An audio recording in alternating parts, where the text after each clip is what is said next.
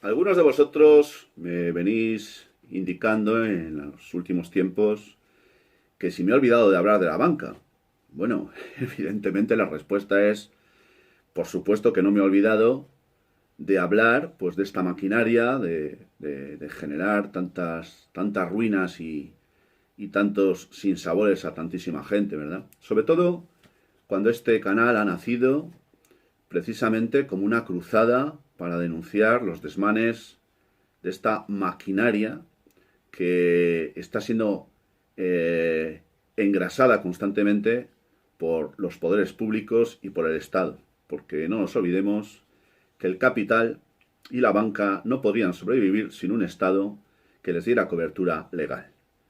Por lo tanto, voy a dedicar los próximos minutos a hablar de banca. Y podría contaros muchas cosas, porque claro, aspectos como el tema de los beneficios, las provisiones, la morosidad, los ratios de capital, el ROE, el Euribor, por citar solo algunos, pues darían lugar a auténticos monográficos.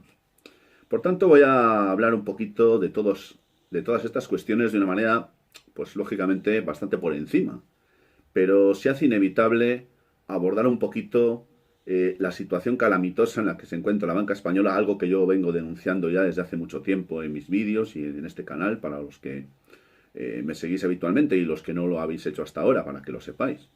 Por tanto, los próximos minutos concretamente van a ir dedicados a hablar de la situación de la banca.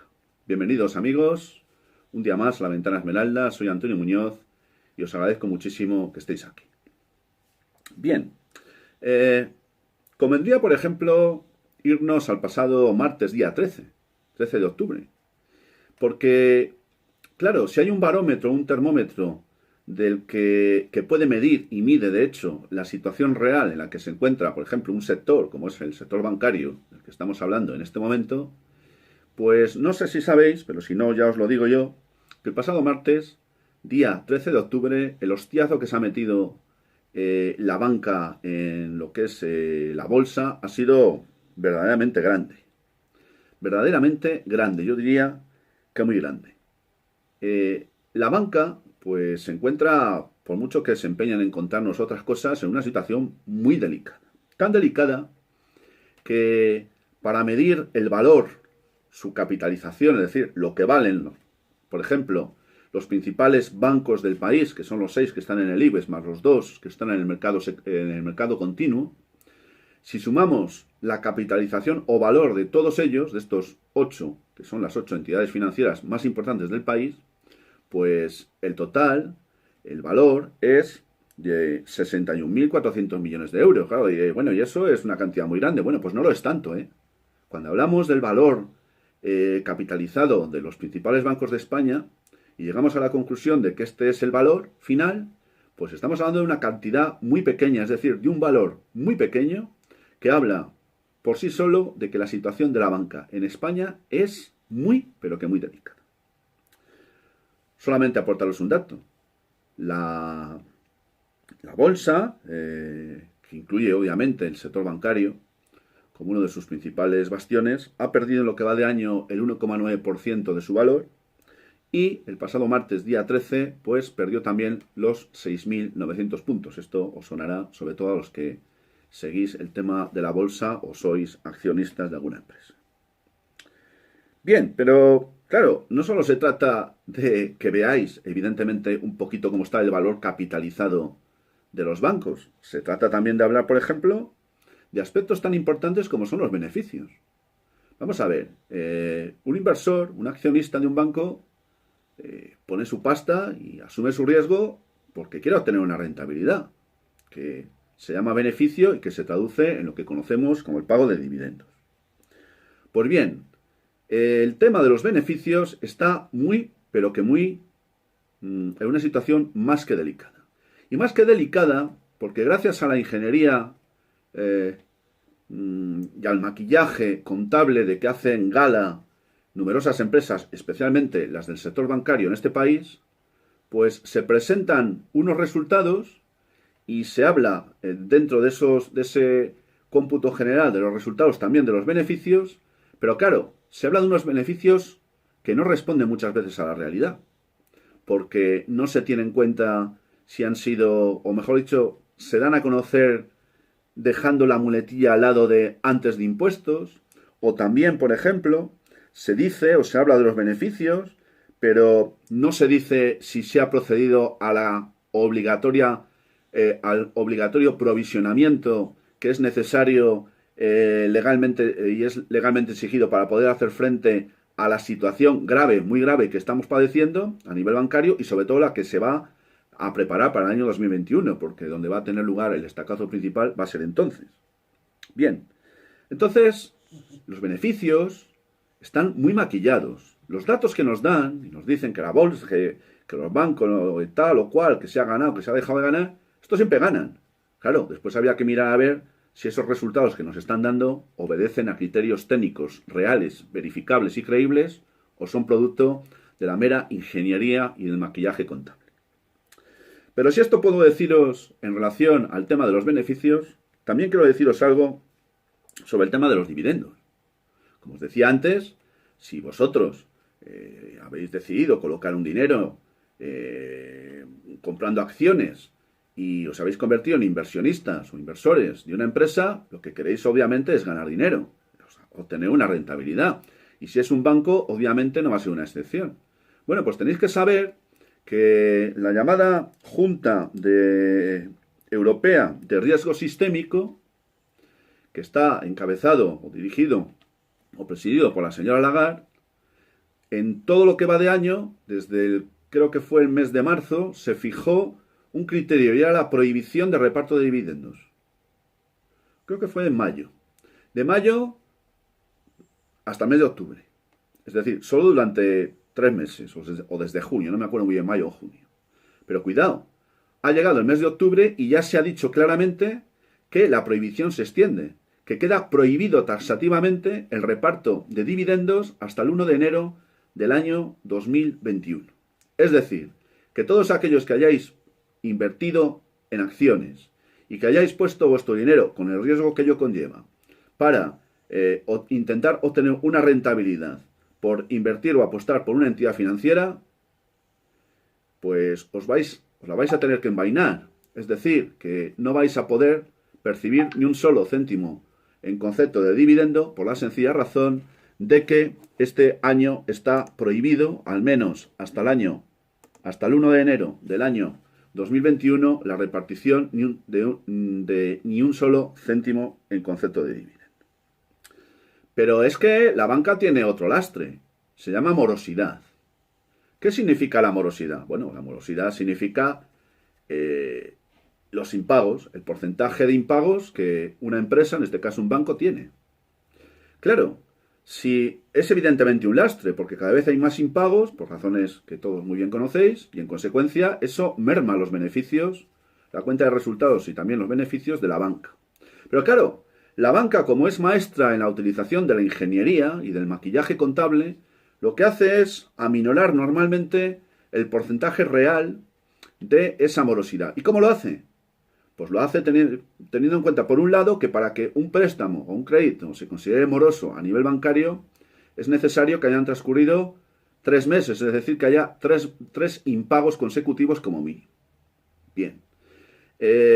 Claro, si el impago fuera tan solo de 1 mes o de 2, esos datos no aparecen en la cuenta de resultados de ese banco. Por lo tanto, ahí se está jugando un poquito, como siempre, con el maquillaje. Pero es que mucho más serio lo que se hace para, pues ponerle una cara distinta a toda esta historia, cuando ven que un préstamo o un crédito o una operación de activos se va a ir al garete, llaman al interesado y le ofrecen lo que se conoce como una refinanciación. Y las refinanciaciones no aparecen en el cómputo de la morosidad porque en rigor técnicamente no lo son, pero es una medida extrema que se utiliza para evitar que la morosidad se incremente y que aumente también, lógicamente, el número de impagos. Y las reestructuraciones o refinanciaciones muchas veces se mantienen solo un poquito de tiempo, pero normalmente un porcentaje alto de las mismas terminan finalmente en el cajón de la morosidad. Pero hay otra cosa.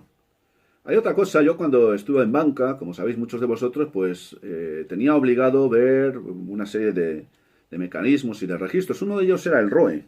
El ROE es aquel registro o medidor que mide, valga la redundancia, la rentabilidad que, en este caso, un banco tiene sobre sus propios recursos. Es decir, los fondos propios que tiene esa banca, vamos a ver qué rentabilidad generan. Estamos hablando de solvencia, estamos hablando de credibilidad, estamos hablando de estabilidad.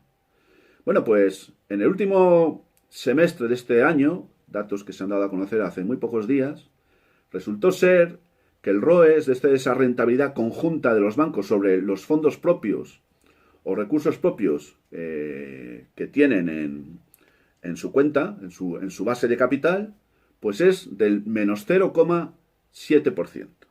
Perdón, del menos 7,5%. Ese es un dato muy malo. Peor todavía si tenemos en cuenta que en el mismo periodo de tiempo del pasado año 2019, el ROE era de un 7,5% positivo. Es decir, que se han perdido 15 puntos en el periodo temporal de un año.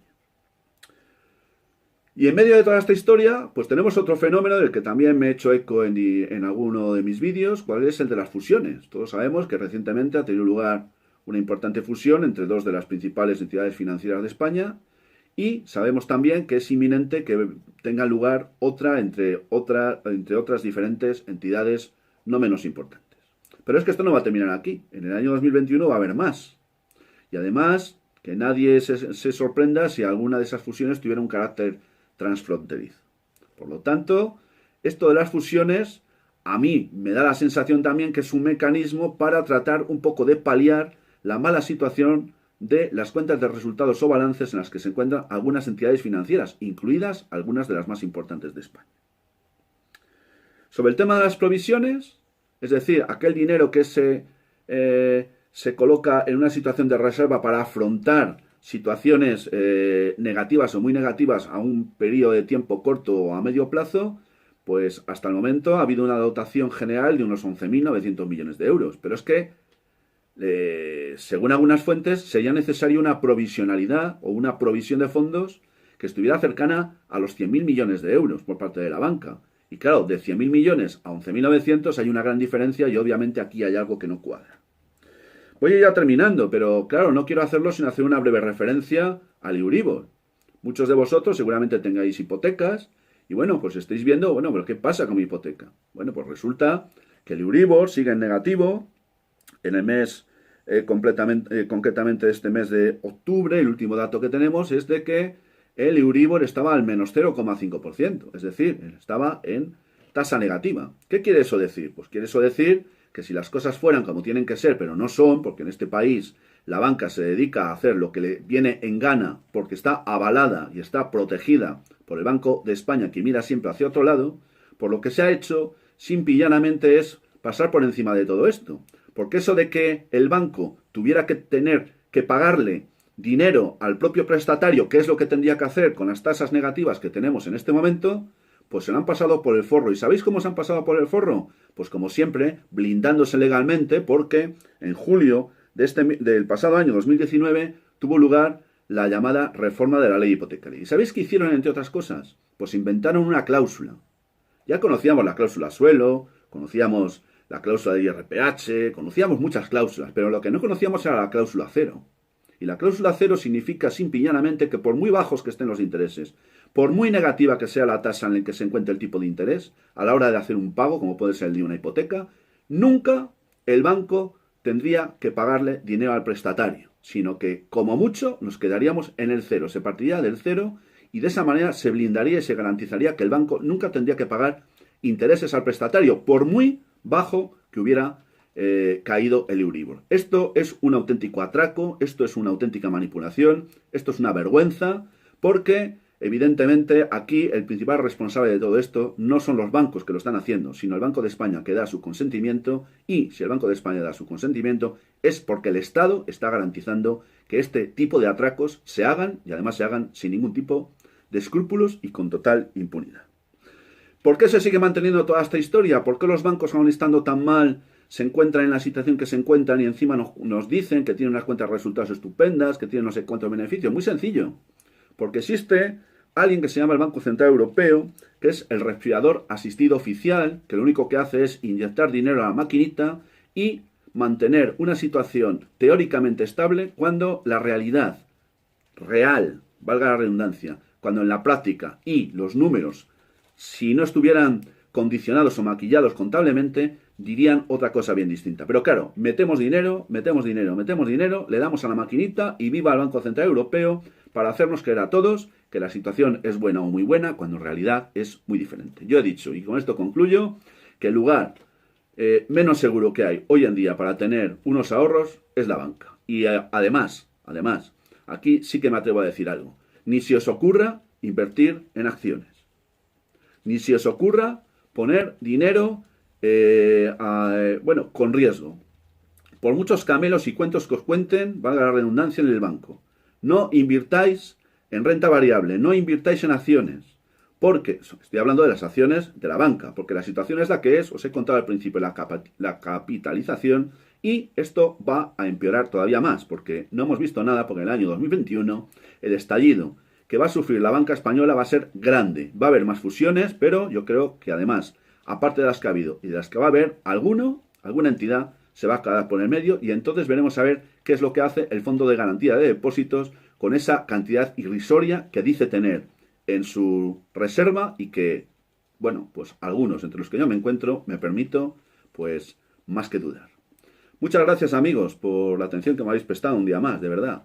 Yo no tengo palabras para agradeceros vuestro apoyo, y quiero recordaros que si queréis dar un like al vídeo lo podéis hacer, también que si queréis suscribiros al canal estáis invitados a hacerlo. Estamos a punto de alcanzar los 60.000 suscriptores y bueno, yo con todos estos datos no puedo, de verdad, deciros otra cosa que gracias, mil gracias, y enviaros como siempre, para terminar, mi saludo fraternal de salud y libertad.